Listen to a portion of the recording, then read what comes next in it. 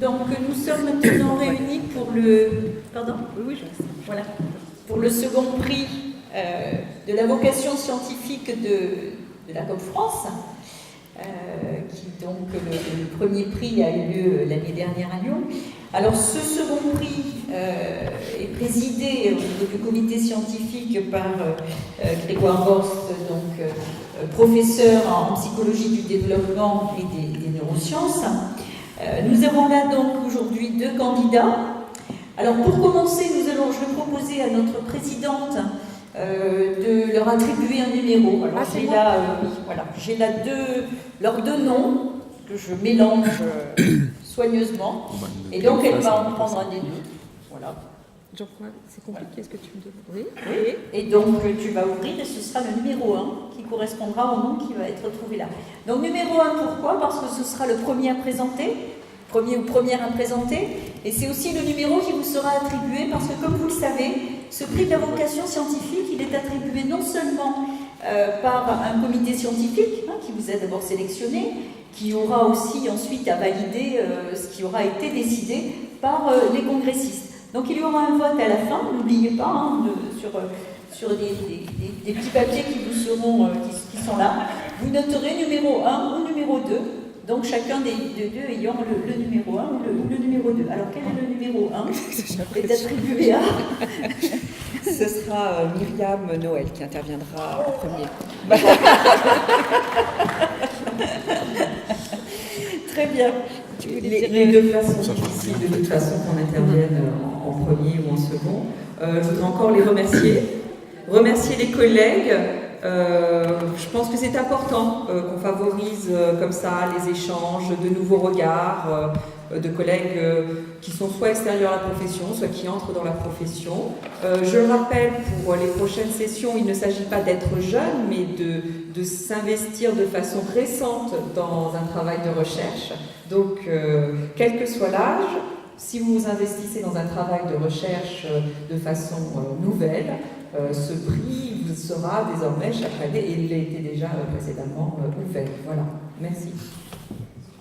Alors, donc, pour le prix, comme l'année dernière, le prix qui va être attribué sera donc une bourse pour aller participer et aller présenter leurs travaux au congrès de la IOSP, qui aura lieu donc l'année prochaine à Bratislava, en Slovaquie. Voilà, une belle destination pour aller présenter vos travaux.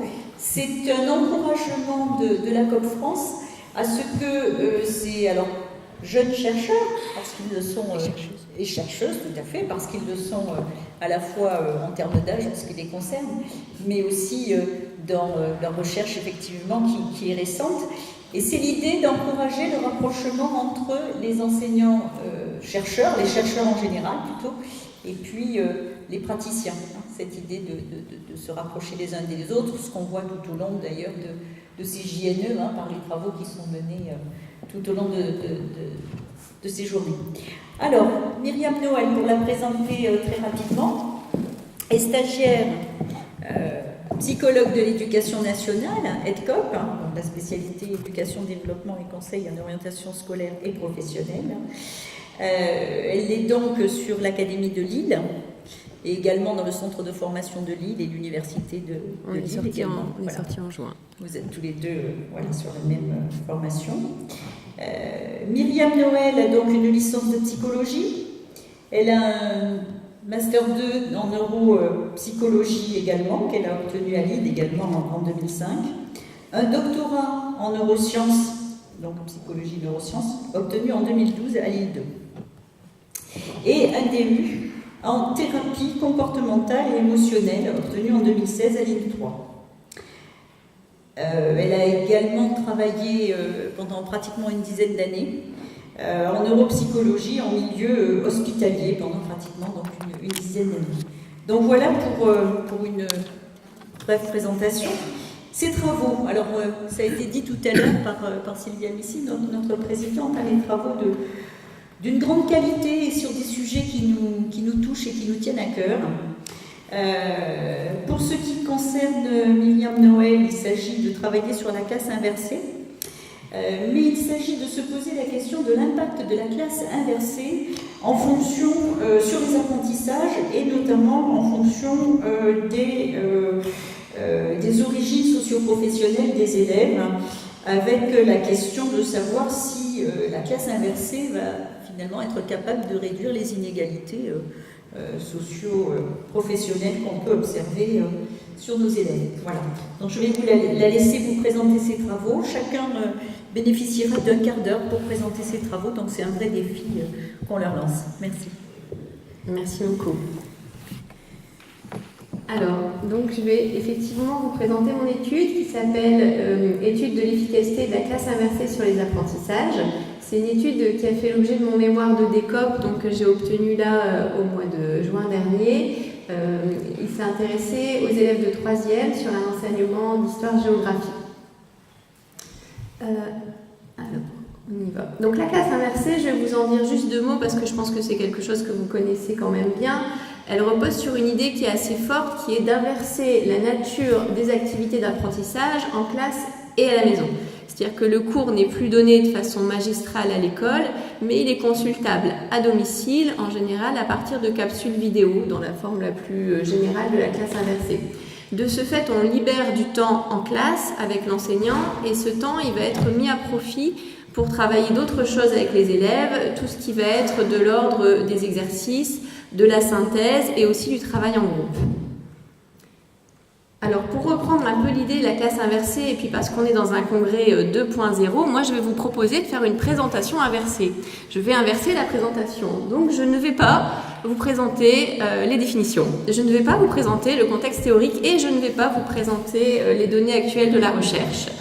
Et je pense que vous ne m'en voudrez pas, puisque pour tout ça, il y a je prends le pointeur, il y a un site qui est dévolu à la recherche qui va vous présenter tout ça, si vous avez envie d'approfondir vos connaissances à la maison, tel un MOOC. Et ça va me libérer de l'espace de temps sur cette présentation pour vous dire finalement mon avis sur la place de la recherche dans le métier de psy-UN et garder aussi un maximum de temps pour vos questions et pour les échanges, puisque finalement c'est quand même ça le plus important. Alors une présentation inversée, le site, donc voilà, il a été créé pour l'étude. Vous y retrouverez, comme je vous ai dit, le contexte théorique, les définitions, mais aussi des quiz et des capsules vidéo. Donc comme ça, je vous mets un petit peu à la place des élèves de 3e avec lesquels j'ai travaillé l'année dernière, qui pouvaient consulter leurs cours à partir de petites capsules YouTube. Alors, ça ressemble un petit peu à ça, je vais la laisser une quinzaine de secondes. Bonjour, cette capsule vidéo a pour objectif de vous présenter les éléments techniques. Voilà, petite capsule vidéo de quelques minutes, vous aurez l'occasion de regarder ou pas, selon si ça vous intéresse, d'aller un petit peu plus loin dans la connaissance de ce qui se fait aujourd'hui autour de la classe inversée. Je vais pouvoir passer directement à la méthode. Alors, l'objectif de ma recherche, finalement, c'était de savoir si les élèves qui bénéficiaient d'une classe inversée, à la fin de l'année, ils avaient appris plus de choses que les élèves qui avaient bénéficié d'une pédagogie classique. Alors, pour ça, j'ai travaillé dans un collège où il y avait 6 classes de 3e. Donc, parmi ces 6 classes de 3e, 127 élèves et parents d'élèves, puisqu'il y avait des autorisations forcément à faire signer, ont accepté de participer à l'étude. Sur ces 127 élèves, j'en avais 65 qui bénéficiaient d'une pédagogie traditionnelle. Ils étaient sur 3 classes de 3e et étaient représentés par 2 enseignants d'histoire-géographie. En classe inversée, j'avais 62 élèves qui étaient volontaires pour l'étude, toujours sur 3 classes de 3e. Là, dans ce cas-là, il y avait un seul enseignant qui était l'enseignant de classe inversée pour ces 3 classes. Pour mesurer l'efficacité de la méthode pédagogique de la classe inversée, on a passé une bonne partie de l'année avec ces 3 enseignants à élaborer un questionnaire QCM qui reprenait finalement 13 questions. Alors au départ, on en avait plus de 100, on en a gardé 13, qui pour ces 3 enseignants, représentaient les points fondamentaux de ce qu'un élève de 3e devait savoir à la fin de l'année sur le programme d'histoire-géographie. Donc par exemple, qui succède au pouvoir de l'URSS à la mort de Lénine, et donc à chaque fois, il y avait un QCM en 4 réponses. D'ailleurs, si ça vous amuse de voir ce qui vous reste de vos programmes de 3e, le QCM, vous le trouverez en ligne sur l'étude, vous verrez, c'est pas toujours facile. Alors ça, c'était la méthode. Il y a eu plusieurs résultats à cette étude, mais finalement, le résultat principal, il va être illustré ici. Donc je vous explique bien le graphique, vous retrouvez ici le score sur 13. Je vous ai dit qu'il y avait 13 questions QCM, donc logiquement, quelqu'un qui a tout bon a 13 sur 13. Si vous êtes à 4 sur 13, étant donné que vous avez à chaque fois une chance sur 4 de trouver la bonne réponse, on est au niveau du hasard. Vous retrouvez en bleu les résultats des élèves qui ont bénéficié de la classe inversée et en rouge le résultat des élèves qui ont bénéficié de la pédagogie traditionnelle. Si on prend la totalité des 127 élèves, finalement, ce qu'on aperçoit, c'est qu'il n'y a pas une grosse différence entre les résultats de ces deux groupes d'élèves. Ils obtiennent en moyenne 8 sur 13 et la différence n'est pas significative. Après, tout le travail, c'était de faire des groupes. Alors, on a fait, là sur le graphique ici, un groupe avec les élèves de faible niveau, scolaire en général, à partir des moyennes scolaires de toute l'année dans toutes les matières, et un groupe des élèves à bon niveau scolaire.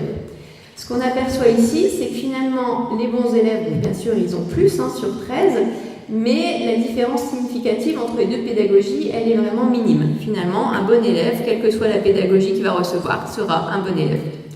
Là, j'ai pris les élèves de faible niveau scolaire, et là, par contre, on a un effet qui est plutôt négatif de la classe inversée. On a une différence qui est significative. Les élèves qui ont bénéficié de la classe inversée, qui étaient de niveau faible, ont eu des résultats moins bons que ceux qui ont eu une pédagogie traditionnelle. Cet effet-là, on va le retrouver sur d'autres types de découpage. Sur le découpage qui vont en fait se superposer quasiment. Le découpage niveau socioculturel faible versus niveau socioculturel âgé, on va retrouver exactement les mêmes résultats. Sur, niveau socioculturel élevé, j'ai fait un lapsus. Ou pour les niveaux socioculturels élevés, on ne va pas avoir d'effet de la pédagogie. On va le retrouver sur l'origine sociale défavorisée. Et troisième chose, on avait comparé au préalable les classes sur leur capacité de mémoire épisodique en se disant la mémoire épisodique, la capacité de retenir l'information, ça c'est un peu mon côté neuropsychologue d'avant, c'est pouvoir retenir les informations du programme d'histoire-géographie, c'est la capacité essentielle. Et on va retrouver exactement la même chose finalement, ceux qui avaient une bonne mémoire épisodique vont pas tellement être touchés par les apprentissages et ceux qui ont une moins bonne mémoire épisodique vont vraiment être impactés par la méthode pédagogique.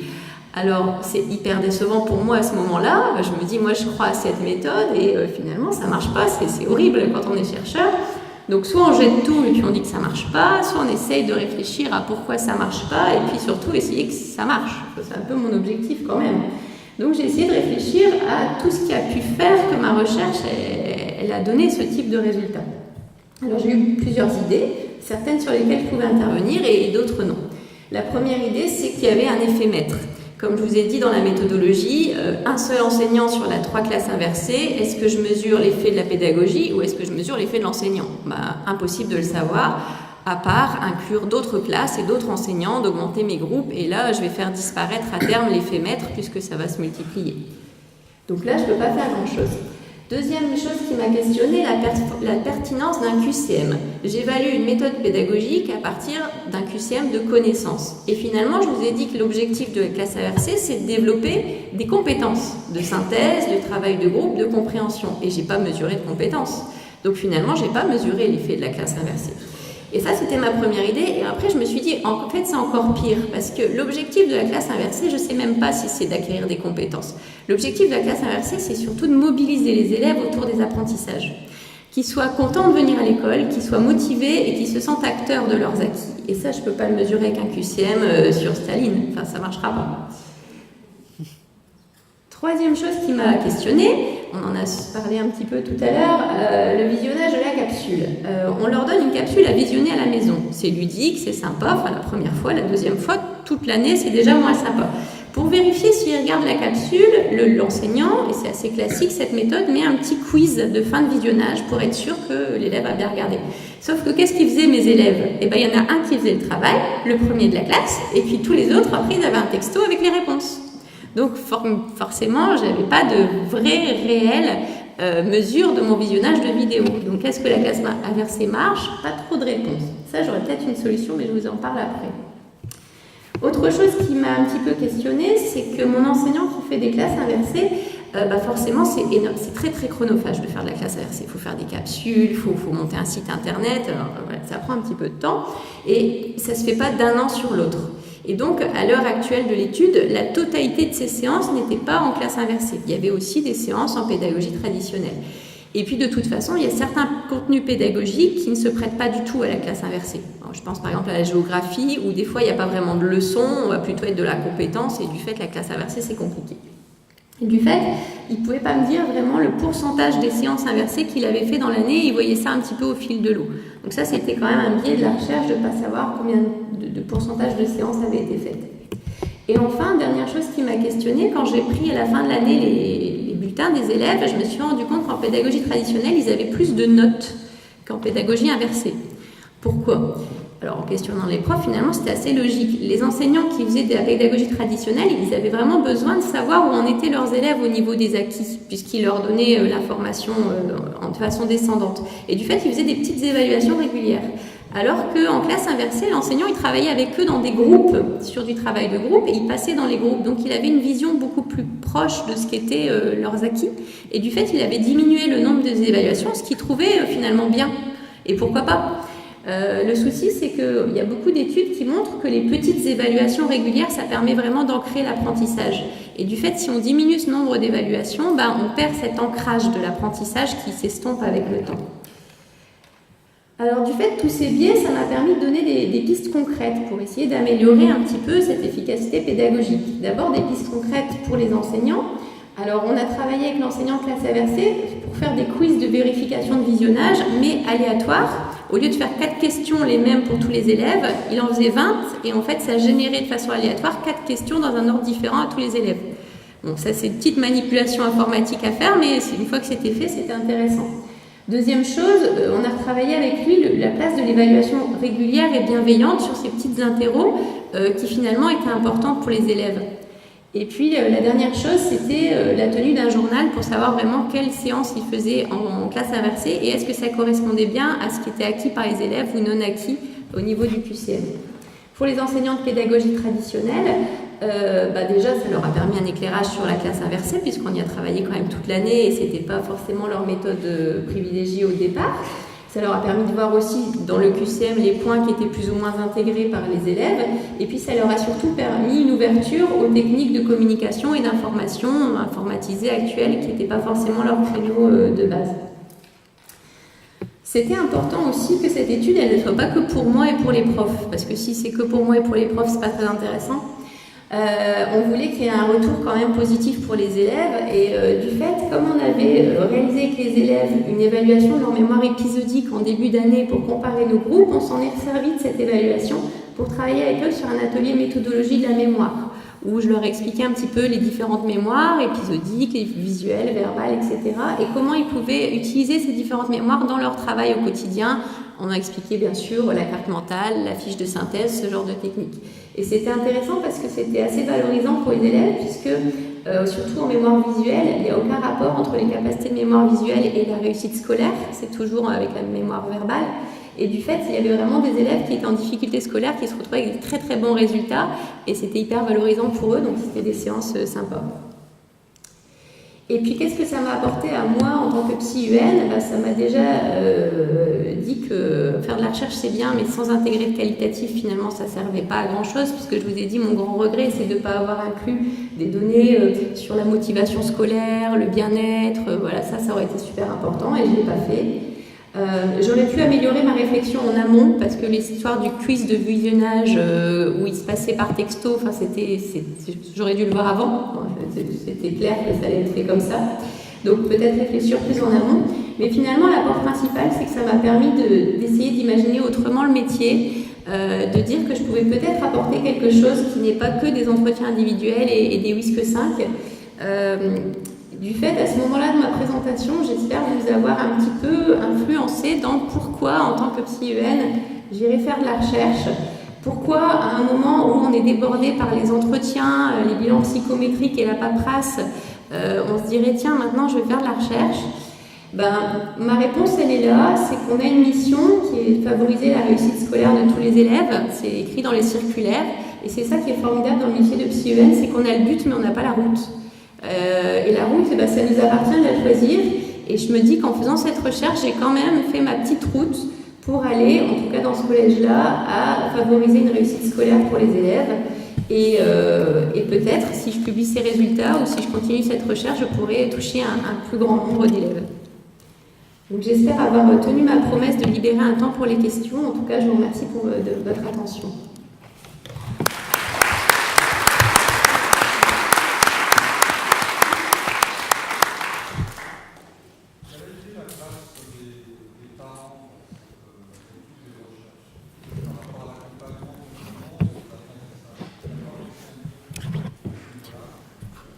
Alors, en partie théorique, on le dit beaucoup dans la classe inversée, les parents, ils jouent un rôle très important dans la classe inversée puisque finalement, le visionnage des vidéos, il se fait quand même à la maison. Donc, quand il y a les parents derrière, forcément, c'est plus facile de visionner les vidéos. Il y a aussi la place des parents dans l'apprentissage du numérique. Il y avait une question tout à l'heure, ça s'apprend, le numérique.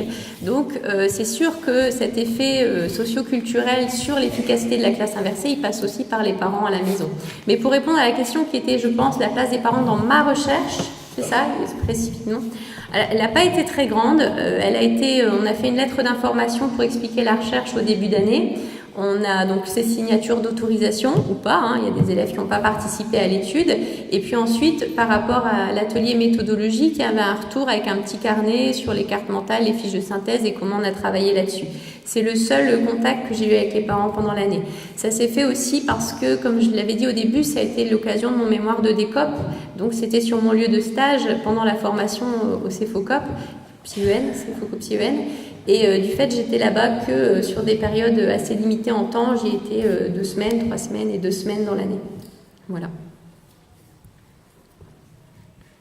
D'autres questions? On pourra peut-être revenir sur des questions. Ah, d'accord. Moi, je voulais déjà vous remercier pour cette présentation et puis adhérer tout à fait à ce que vous avez dit sur le rôle du lien entre la pratique du PsyEN et la recherche. Donc, le souci qu'on a à se préoccuper à la fois des travaux qui sont faits et voir contribuer. Ceci dit, j'avais quelques questions, peut-être un peu sur la méthodologie. Pour des questions de temps, on n'avait pas développé, mais il aurait été intéressant peut-être de voir comment se pratique concrètement cette classe inversée par cet enseignant, parce que vous avez parlé des groupes avec peut-être une représentation qui est souvent véhiculée dans l'institution scolaire, que le travail de groupe est nécessairement plus actif, plus dynamique et plus efficace pour les élèves. À voir, qu'est-ce que c'est que le travail de groupe? Qui travaille dans le groupe? Comment est-ce que l'enseignant réussit effectivement à faire en sorte que chacun apporte sa pierre à une contribution collective? Donc toutes ces questions-là, peut-être qu'elles sont aussi utiles à creuser, et peut-être ne pas céder à une certaine représentation un peu idéalisée de ce que peut être la classe inversée, parce que ça produit quand même des résultats qui montrent que les enfants de milieu populaire sont défavorisés. Alors on peut être favorable à cette méthode, mais il faut quand même aussi tenir compte des raisons pour lesquelles, en dehors des biais que vous avez indiqués, il y a aussi le rapport social à l'appropriation du savoir, qui est peut-être soutenu dans la famille, dans les milieux favorisés, et qui ne l'est pas ailleurs. Oui, tout à fait. Finalement, quand on travaille sur la classe inversée, on ne travaille pas sur une chose, on travaille sur beaucoup de choses. Et le travail en groupe en fait partie, les méthodes d'évaluation en font partie, le rapport aux nouvelles technologies en fait partie. Et finalement, travailler sur la classe inversée, c'est de faire un gros groupe avec des plus petites thématiques de travail. Alors, en plus, il existe autant de classes inversées qu'il existe d'enseignants. À partir du moment où je change d'enseignant, j'ai pas forcément la même façon de travailler. Peut-être qu'un autre enseignant en classe inversée fera pas des groupes ou des groupes de taille différentes. Là, j'avais la chance et la malchance d'avoir un seul enseignant qui utilisait donc la même méthode sur ces 3 classes. Donc il travaillait en îlot, il avait monté des groupes. Moi, je sais que c'était des groupes de 4, c'est comme ça qu'il travaillait. Il essayait de mixer les niveaux, il essayait de mixer aussi les genres, qu'il y ait autant de filles que de garçons. C'était sa façon de travailler, mais ça ne veut absolument pas dire que si j'avais changé d'enseignant ou si j'en avais inclus un deuxième, il aurait travaillé de la même façon. Donc c'est vrai que mais en même temps, travailler sur la pédagogie traditionnelle, c'est pareil aussi. Il n'y a pas une pédagogie traditionnelle. Et donc, on va retrouver des différences, effectivement. Donc, j'ai pas trop de réponse en sachant que oui, effectivement, quand on travaille sur une méthode pédagogique, il faut aller décortiquer chaque petite chose qui est en dessous parce que la méthode pédagogique, elle n'est pas uniforme et qu'en fait, elle s'explique par tout ce qui est à la base de cette méthode pédagogique. Et le travail de groupe, bien sûr, ça en fait partie.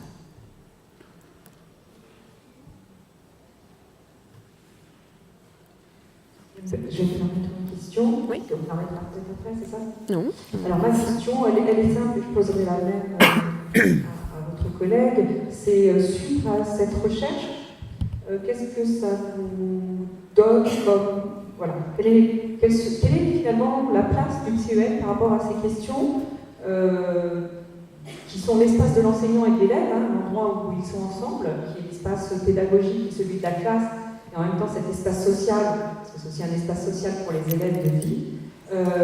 Quelle place pour le PCEN dans cette boîte noire de la classe et tout ce qui s'y joue? Alors la place que moi j'ai trouvée, je l'avais marquée à un moment de la présentation mais j'ai pas relevé, c'est qu'on est en même temps à un rôle d'expert parce qu'effectivement, avec de par notre formation quand même qui est assez scientifique, je pense qu'on a ce regard de se dire voilà il y a des biais, là il y a des groupes qui sont pas comparables, enfin vraiment avoir un œil expert sur ce qui se fait, mais en même temps d'avoir un regard neutre. Moi j'avais pas d'intérêt à dire qu'une pédagogie était mieux qu'une autre parce que je suis pas enseignante et parce que je suis en même temps en dehors de ce qui se fait de la pédagogie et en même temps je suis un outil d'expertise au sein de l'établissement qui peut avoir ce regard-là et je ne sais pas s'il y a beaucoup d'autres professions qui peuvent avoir cette place privilégiée. Donc moi c'est le rôle que j'ai trouvé, aussi un rôle un peu institutionnel de lien entre l'équipe enseignante et puis aussi le principal, l'adjoint, parce que forcément il y avait du dialogue autour de cette recherche.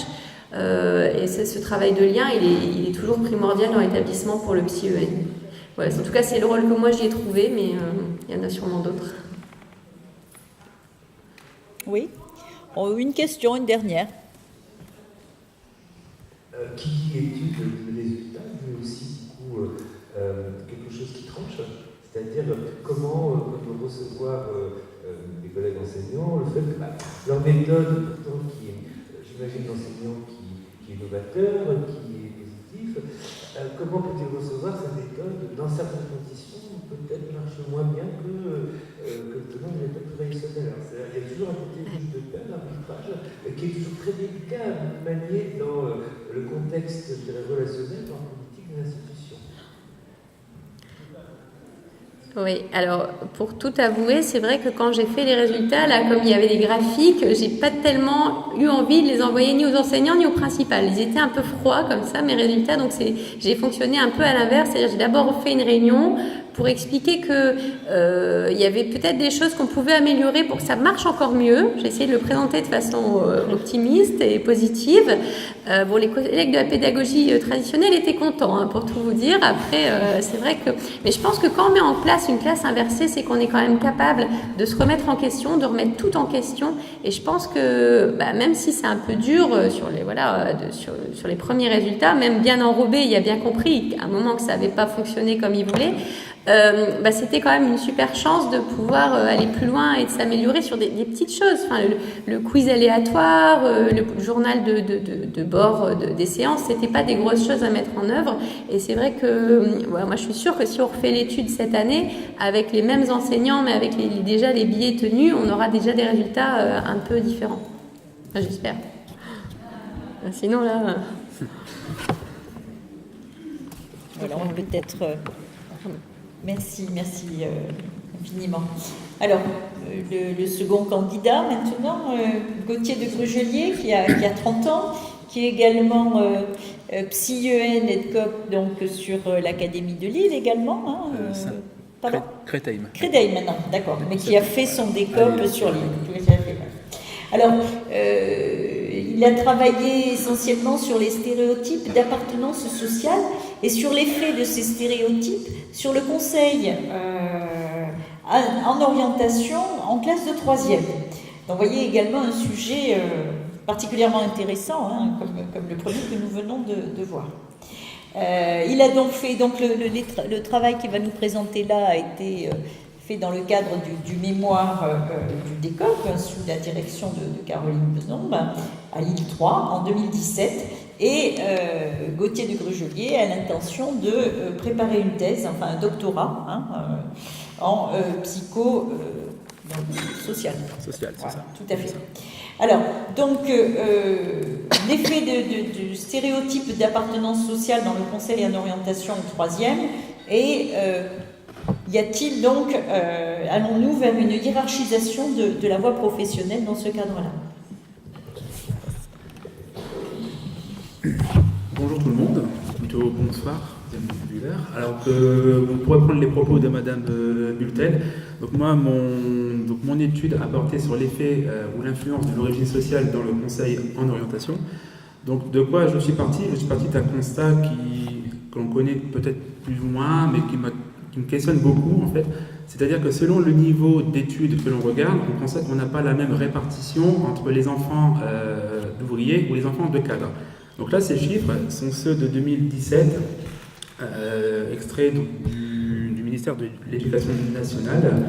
Donc si on compare en bac général ou en bac professionnel, donc je doute que vous voyez les chiffres clairement, mais en orange, on a les proportions d'enfants de cadre et en bleu, les proportions d'enfants d'ouvriers. On voit qu'en bac général, on a plus d'enfants de cadre que d'ouvriers. En bac professionnel, c'est l'inverse, on a davantage d'enfants d'ouvriers que de cadres. Et quand on regarde dans l'enseignement supérieur, on a aussi de moins en moins d'enfants d'ouvriers et l'écart est encore plus important et surprenant lorsqu'on s'intéresse aux filières sélectives comme la classe préparatoire au municipal. Donc ce constat-là, on le connaît tous plus ou moins. Mais moi, c'est ce qui m'a questionné, qui m'a donné l'envie justement d'aller chercher pourquoi. Parce que quand on s'intéresse à la recherche qui tente d'expliquer cela, on a beaucoup de données du point de vue de la sociologie. En psychologie, on en a peu. Et les recherches qui s'intéressent à ce domaine très précis dans la psychologie font essentiellement appel au concept de stéréotype d'origine sociale. Donc pour rappel, un stéréotype, c'est un ensemble de croyances socialement partagées concernant les attributs possédés par tous les membres d'un groupe social. Donc je ne vais pas vous embêter avec toute la théorie là-dessus. Comme un collègue également, je vais passer assez vite sur ça. Les individus peuvent donc être perçus comme étant issus d'un milieu social soit favorisé, on pourrait aussi dire avantagé, ou peu favorisé. Cette perception sociale, donc le fait que l'origine sociale est saillante et qu'on perçoive une personne comme étant issue d'un milieu social peu favorisé ou très favorisé, a des conséquences sur l'attribution de sympathie qu'on va lui faire et l'attribution de compétences.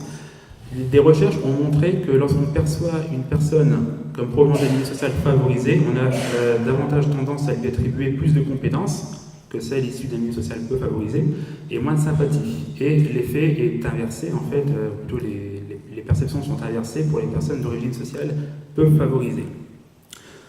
On a également un effet de cette origine sur la prédiction de la réussite académique. Donc les études toujours montrent qu'on va davantage prédire de réussite académique pour un enfant issu d'une famille de cadres que pour un enfant issu d'une famille d'ouvriers. Et évidemment, on a aussi un effet non négligeable qui concerne l'étude que je vais vous présenter sur les conseils en orientation. Donc, une recherche qui a été un peu mon point de départ est celle de Chanouf, Mangar, Baudry et Pernet en 2005. Eux ont montré à dossier scolaire équivalent, je vais vous expliquer ce que ça veut dire après, qu'un élève perçu comme provenant d'un milieu social favorisé se voit davantage conseiller une seconde générale et un élève perçu comme provenant d'un milieu social peu favorisé se voit davantage conseiller une seconde professionnelle. En fait, ils ont présenté à des enseignants des dossiers fictifs d'élèves de 3e avec un paragraphe qui décrivait l'élève, des notes moyennes compris entre 9 et 12 et des commentaires moyens. Donc c'est pour ça qu'on parle de dossiers scolaires équivalents et moyens. La seule différence, c'est que dans le descriptif de l'élève, on avait des adjectifs qui induisaient de manière implicite une appartenance sociale comme étant favorisée. Par exemple, l'élève prenait des cours de piano ou du tennis, avait une aide aux devoirs, n'était pas boursier. Une aide aux devoirs entendait un cours à domicile en fait. Et pour induire l'appartenance d'origine sociale peu favorisée, on employait des adjectifs qui étaient, par exemple, comme la pratique sportive du foot, ou alors il était boursier, ou alors il suivait l'aide à l'école. Oui, je vois que ça plaît à certains. Alors le matériel a été pré-testé. C'était simplement en fait le but d'induire une appartenance catégorielle. Oui, on note. Voilà, donc je poursuis. Donc avec cette étude, on est parti là-dessus. On a voulu aller plus loin en se posant la problématique suivante: de quelle manière cette perception sociale influence sur le conseil en orientation, mais également le slide, voilà. De quelle manière le stéréotype d'origine sociale influence sur les conseils en orientation dans la voie professionnelle? On a beaucoup de données sur les inégalités sociales, mais pour l'accès à l'enseignement supérieur ou pour l'accès au bac général. On en a peu, voire pas à ma connaissance, sur ce qu'il en est dans la voie professionnelle. Alors on sait qu'on a énormément de filières, de spécialités plutôt de voie professionnelle. Donc moi c'est quelque chose qui vraiment me questionnait. Donc, dans un premier temps, je vais vous présenter les hypothèses et ensuite la méthodologie. Alors, la première hypothèse, on a repris celle de l'étude de Chanouf en 2005. En fait, elle est la suivante. Les élèves perçus comme provenant d'un milieu social peu favorisé se verraient davantage conseiller la seconde professionnelle que les élèves perçus comme étant issus d'un milieu social favorisé. La seconde hypothèse concerne la voie professionnelle. On s'attend à ce qu'au sein de la voie pro, les élèves perçus comme étant issus d'un milieu social favorisé se verraient davantage conseiller une filière, une spécialité de seconde professionnelle perçue comme étant plus prestigieuse qu'une autre. Je vais vous expliquer en quoi on appelle ça prestigieuse.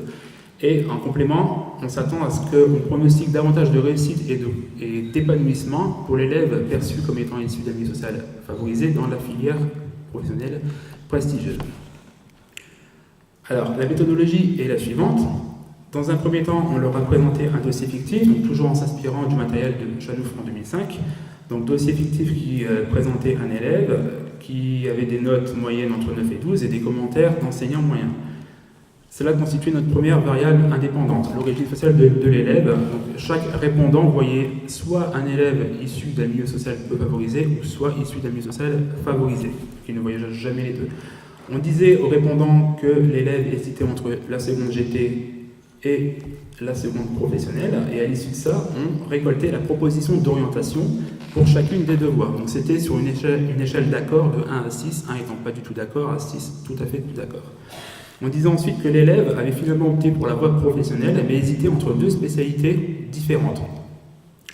Mécanique, donc on appelle maintenance des véhicules option A, donc plus communément appelée mécanique automobile en fait, et réparation des carrosseries, donc des secondes professionnelles.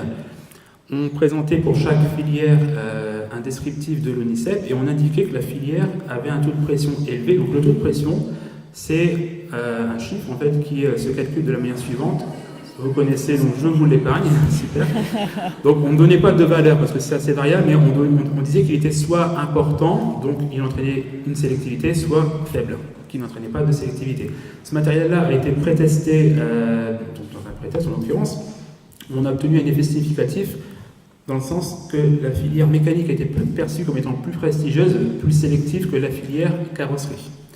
Donc, ce qui constituait notre seconde variable indépendante, c'est-à-dire le caractère prestigieux en fait, de la spécialité professionnelle.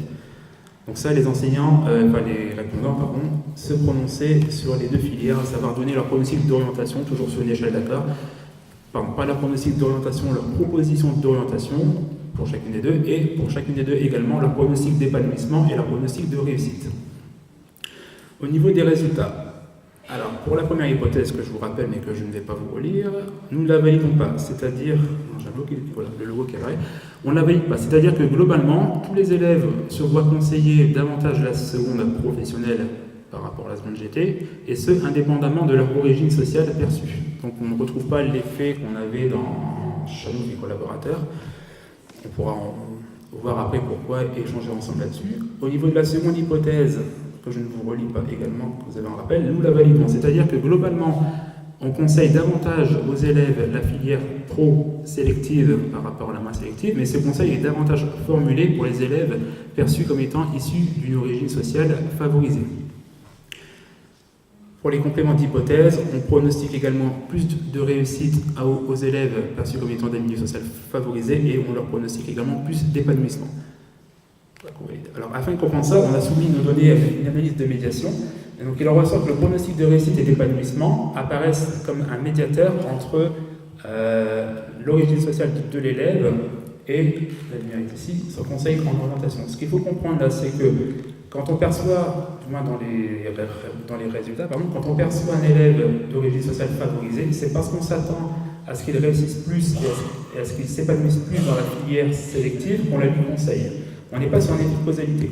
L'orientation, l'origine sociale ne produit pas le conseil différencié, il est médiatisé par les pronostics de réussite et d'épanouissement. Au niveau des intérêts d'études et de la discussion, donc ça en soulève plusieurs, du moins chez moi ça en a soulevé plusieurs.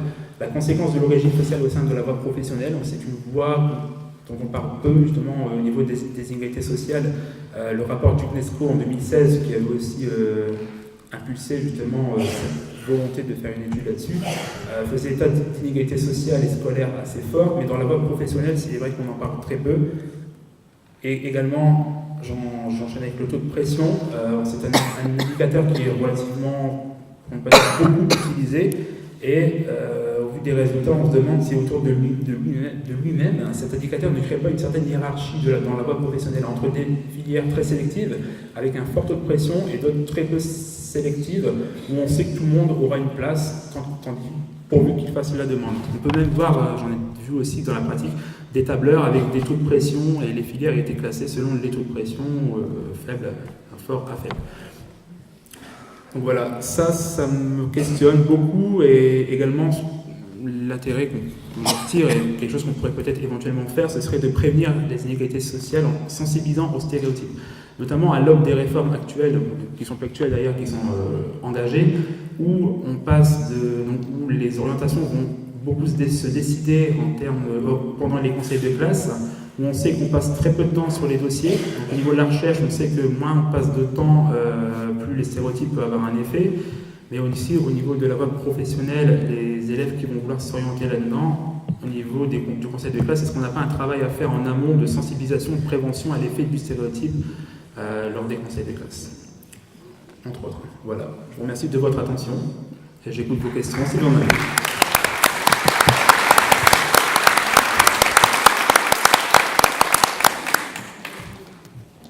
Question, oui, là-bas.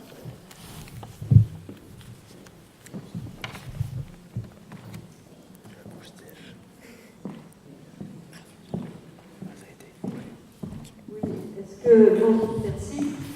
Est-ce que vous pourriez donner un peu plus d'indications sur les répondants et sur la façon dont vous avez présenté votre travail de recherche sur ces personnes? Oui, alors donc on a monté le questionnaire sur informatique, on l'a relayé à tous les SAIO en France en demandant à ce qu'ils relayent aux CIO et aux établissements scolaires. On avait 581 répondants qui avaient ce questionnaire sur une plateforme informatique dédiée. Donc on avait un public de psy-EN et d'enseignants. Et aussi quelques-uns non psy-EN, non enseignants, mais ça n'était pas spécifié. Mais dans les 581, on avait psy-EN et enseignants.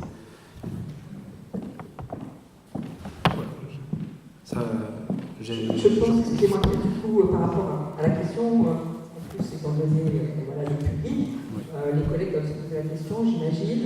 Du coup, dans vos répondants, est-ce que vous avez fait une distinction? Vous êtes allé jusqu'à filtrer les résultats pour voir s'il y avait une distinction sur les résultats en fonction de la population, tout simplement? Alors, oui, on l'a fait. Donc, pour introduire la réponse, les stéréotypes, il faut savoir que comme c'était une induction stéréotypique, on va dire, le stéréotype est inconscient et lorsqu'il agit, lorsque son effet est là, c'est souvent en dehors de tout contrôle. Donc on n'avait pas de différence entre les réponses des psy-EN et des enseignants. Donc le but de l'étude n'était pas de juger qui conseille mieux que l'autre. C'était pas du tout ça, c'était justement de voir.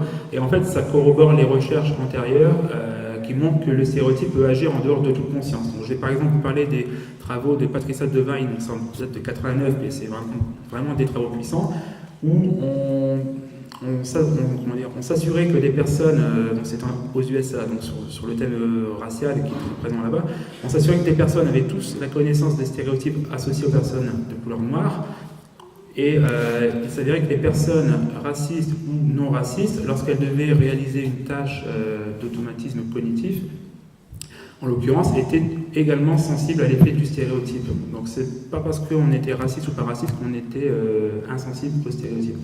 Là, c'est parce que il agit en dehors de toute conscience. Donc les travaux de Chanouf ont montré également la même étude, mais avec une induction explicite du stéréotype. En fait, on reprenait la même procédure, on mettait en amont des tableaux avec les répartitions dans les différentes spécialités selon les CSP, un peu comme ce que je vous ai montré au début, et là, on avait une inhibition du stéréotype, parce que il était, on va dire, ce stéréotype était devenu conscient, donc on avait les moyens cognitifs et la volonté de l'inhiber. Mais là, dans nos résultats, on n'a pas de différence parce que c'est implicite en fait.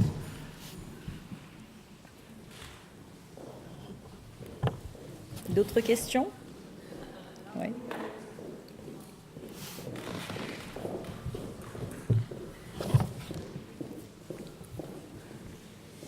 Moi, je voudrais avoir des précisions sur les travaux de recherche qui ont pu être menés antérieurement. Ça m'a fait penser aux travaux de Bernadette Dumorin, qui a pas mal travaillé sur ces questions prestige, et puis métier plutôt pour les filles, plutôt pour les garçons.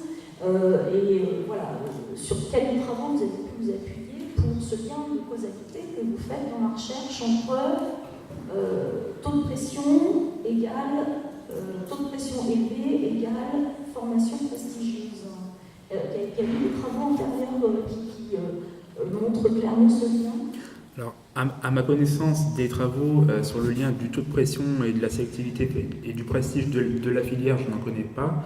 Il y a des travaux qui sont intéressés justement aux relations de prestige entre les filières. Donc, par exemple, les travaux de Chauchat et Labonne qui ont comparé, donc on était sur des entretiens semi-directifs, qui ont comparé la perception d'élèves en ST, c'était l'ancien STMG, STT, il me semble, si je ne dis pas de bêtises, et des élèves de bac S. Donc on avait vraiment, ces travaux montraient qu'il y avait une différence de perception, que les bacheliers S se percevaient comme plus compétents et travailleurs que les bacheliers STMG, qui eux, à l'inverse, compensaient, on va dire, donc étaient d'accord avec l'idée qu'ils étaient moins travailleurs que les S, mais mettant en avant davantage de compétences relationnelles.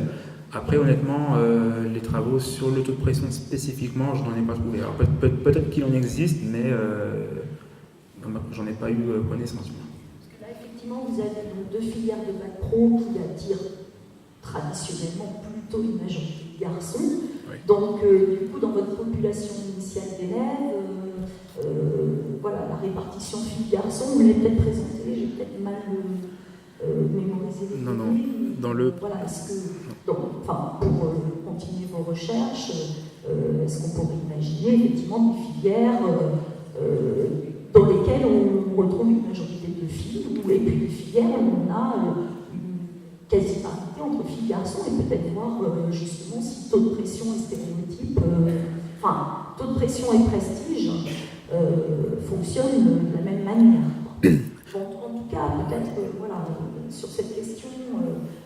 Après, il y a aussi un effet institutionnel, parce que les filières de bac pro, il y a peu de spécialités qui attirent une majorité de filles, donc de fait, les taux de pression sont très élevés. Est-ce que pour autant ce sont des filières prestigieuses? Ça me questionne.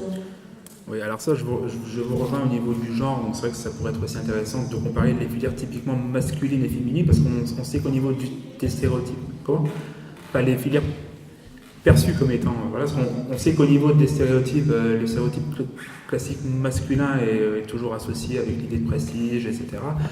Et par rapport aux spécialités de seconde pro, on avait dans le pré-test soumis, là les filières mécanique et carrosserie, c'était voulu que ce soit dans le même champ professionnel. Et on avait aussi soumis en termes de comparaison de prestige, en fait, les filières ASSP, dont on sait que le public est essentiellement féminin, statistiquement parlant. On avait soumis donc la filière ASSP, option domicile versus option structure. Donc on avait aussi une perception de prestige statistiquement significative. Je ne l'ai pas mis dans le questionnaire parce que c'était un peu moins fort que mécanique versus carrosserie. Mais on avait un effet significatif aussi. Nous avons encore le temps pour une question. Alors je vais poser la même question qu'à notre collègue de prix. Qu'est-ce que cette recherche, puisque vous êtes psychologue de l'éducation nationale en poste, sur l'Académie de Créteil, en plus, vous êtes un collègue à moi du coup, qu'est-ce que cette recherche vous apporte, vous donne comme axe de travail, à l'intérieur de l'institution? Comment vous voyez sa traduction? Alors moi je suis vraiment en plein dedans, je travaille à Saint-Denis, donc on est juste à côté de Paris avec les écoles les plus prestigieuses, et à Saint-Denis, ça fait depuis début septembre que j'y suis, donc ça fait vraiment peu de temps, mais on peut vraiment voir l'effet on peut déjà s'imaginer l'effet de l'origine sociale sur cette population. Et moi, vraiment quelque chose qui m'animerait, ce serait vraiment de sensibiliser à ça. Alors après, à mon niveau, solitairement, je ne peux pas faire non plus énormément de choses, mais la volonté de sensibiliser les enseignants, et pas que non plus, mais justement les acteurs de l'équipe éducative au risque qu'on peut avoir à conseiller de manière trop vite, trop hâtive, une orientation, ou de décider simplement aussi de manière trop hâtive une orientation lors d'un conseil de classe. C'est vraiment quelque chose que je pense qu'on doit, même si on se situe au niveau de la prévention, mais déjà en parler peut-être un peu plus. Et surtout au sein de la voie professionnelle, en parler aussi un peu plus. Oui, alors j'ai 2 questions à gauche, à droite.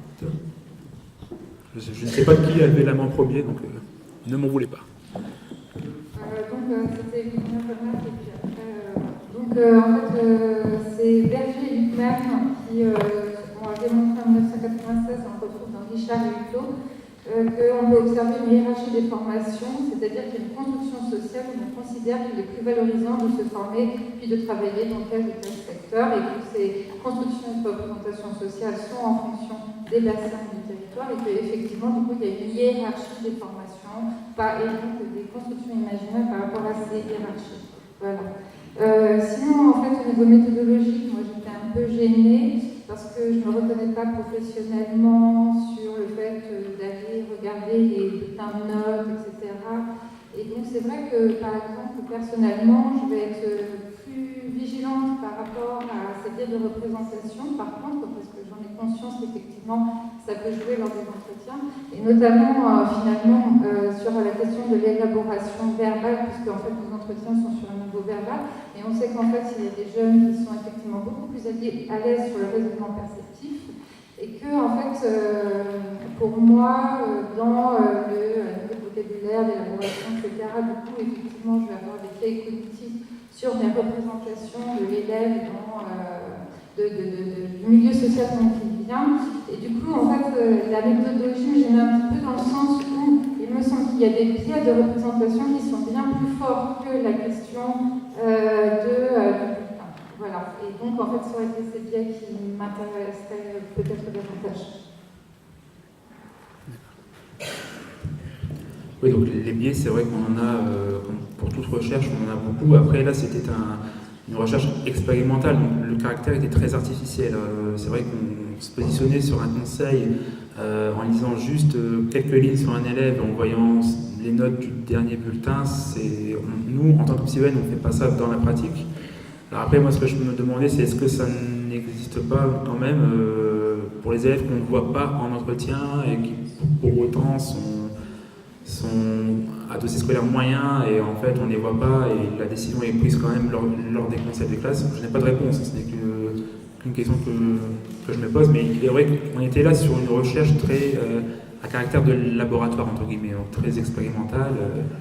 C'est vrai qu'au niveau de la validité écologique, on peut faire mieux, mais je suis d'accord avec vous, hein, mais voilà, c'est vrai que nous, en tant que psychologue, quand on reçoit la personne, on creuse au-delà de la représentation qu'on peut s'en faire de premier abord. Oui, c'est à la fois une question, c'est une remarque, dans le prolongement de ce qui a été dit, il faut quand même savoir comment, en particulier les écoles, les cités de la plupart des écoles, manipulent la représentation concernant la sélection comme étant un vecteur de prestige, de possibilité d'insertion, etc. Ça, c'est démontré depuis longtemps. Il y a une mathématique extrêmement simple. Moi, je me souviens, je ne peux pas citer cette étude qui date de moins de 20 ans, qui a été faite à Grenoble sur un des instituts. C'était l'époque, bien sûr, avant les processus très élaborés qu'on a Parcoursup, une réussite merveilleuse. C'était simplement des dossiers qui étaient envoyés partout, si vous voulez, et les études affichaient puis facilement 500 à 1000 candidatures pour effectivement 100 place. Et après, quand on fouillait, si vous voulait qu'on réalisait exactement ce qui se passait, c'est qu'en réalité, on épuisait les supplémentaires jusqu'au dernier. Des fois, il restait encore des places vacantes.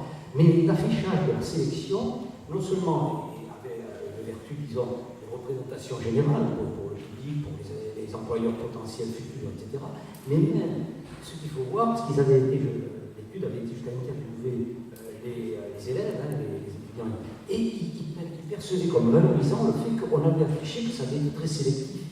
Vous voyez ? Alors, il y a des mathématiques extraordinairement simples, il y a la confusion entre candidat et candidature, ce que vous disiez, à toute fois nécessité avec APP, puis par-dessus, des multiples inscriptions, certainement, etc.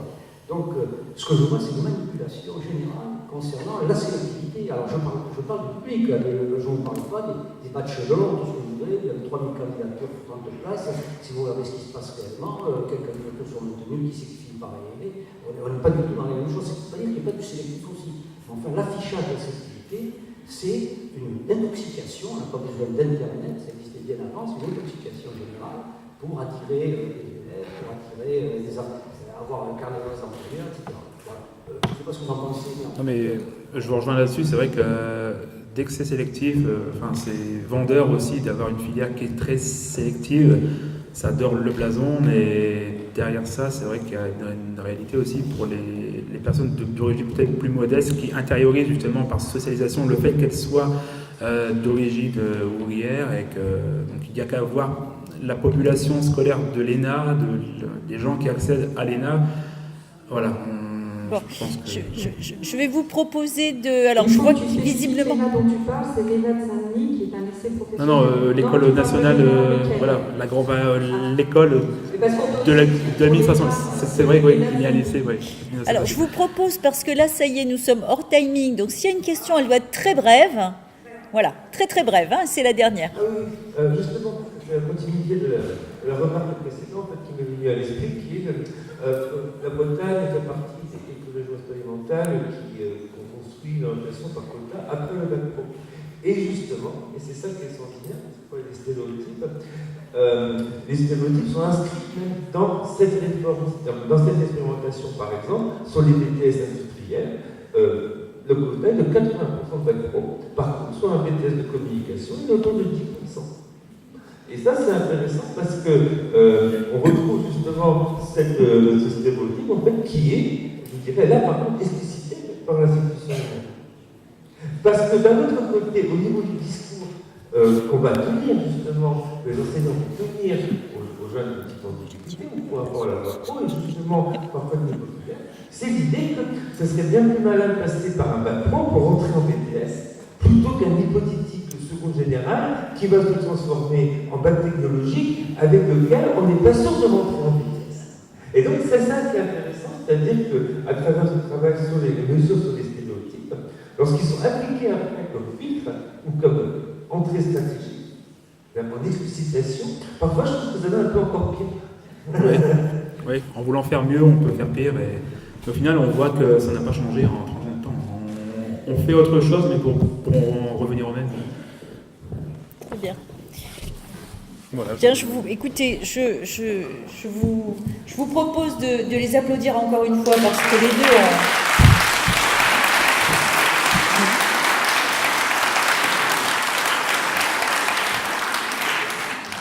Les deux ont fait une présentation remarquable. Alors, il faut quand même en choisir un qui sera celui qui ira au congrès de la IESP à Bratislava.